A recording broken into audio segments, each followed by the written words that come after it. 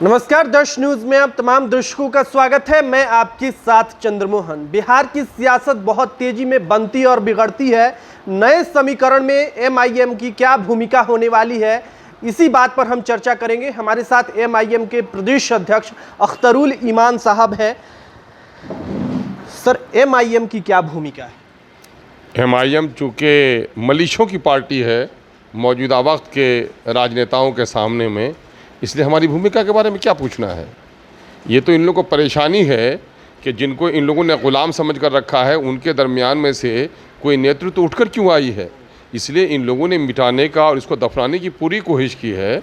अब मेरा मामला है कि मेरी भूमिका पीड़ित शोषित जनता के लिए है, अपनी भूमिका को अदा कर रहा हूँ। 23 जून की विपक्षी एकता की बैठक होने जा रही है, न्योता आया कि नहीं आया?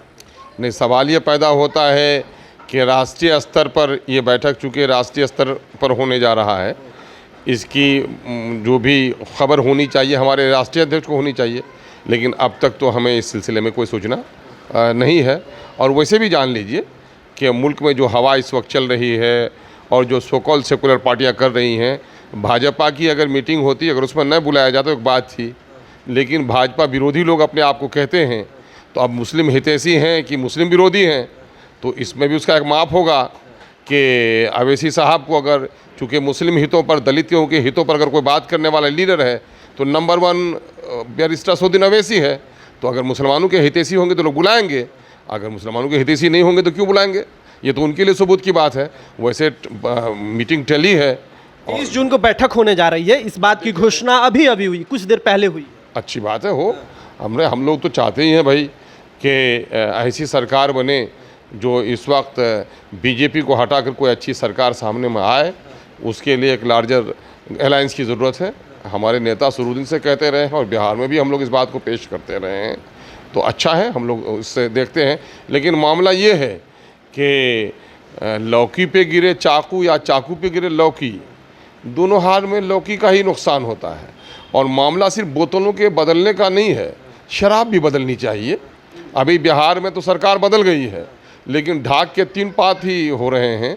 उर्दू टीईटी के लोगों का जो आज 12 साल से ये लोग मैंने राम जी को वनवास हुआ था, इन लोगों को वनवास किए हुए हैं।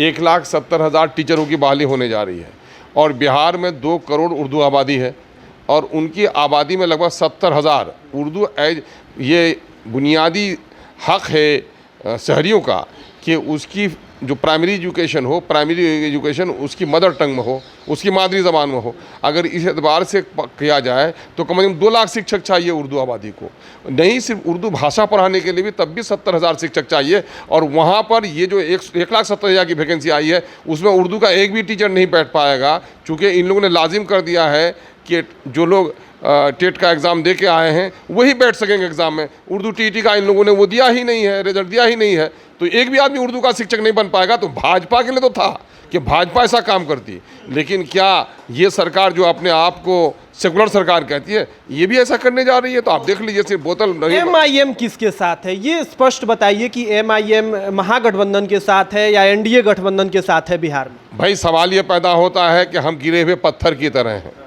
है ना।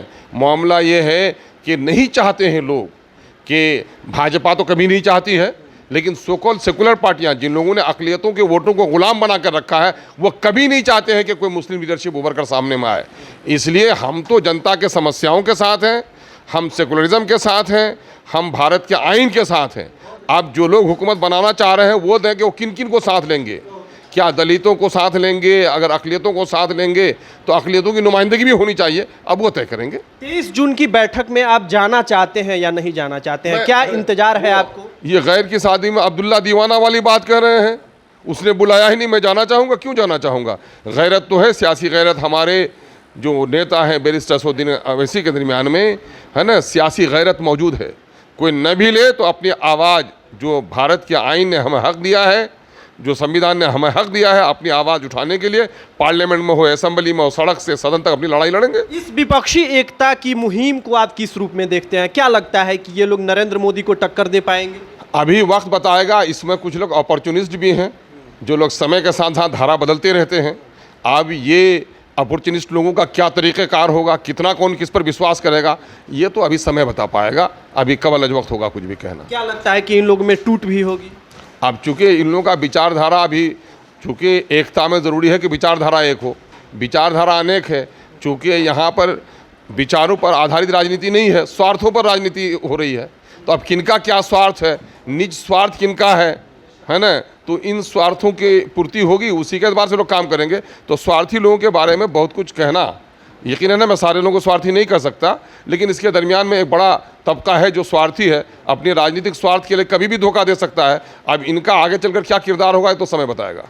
तो देखिए, ये हमारे साथ एमआईएम की प्रदेश अध्यक्ष हैं जो 23 जून की होने वाली बैठक को लेकर बड़ी बात कही है। इन्होंने ये कहा है कि इस बैठक में बहुत सारे स्वार्थी लोग भी हैं, आगे चलकर उनका क्या किरदार होगा वो आने वाला वक्त बताएगा।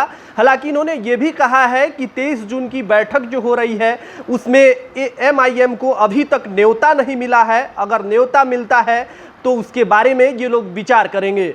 आपने हमारे YouTube चैनल को सब्सक्राइब नहीं किया है तो YouTube पर इस चैनल को सब्सक्राइब कर लें। अगर इस वीडियो को हमारे Facebook पेज पर देख रहे हैं तो हमारे पेज को लाइक और फॉलो करें। धन्यवाद।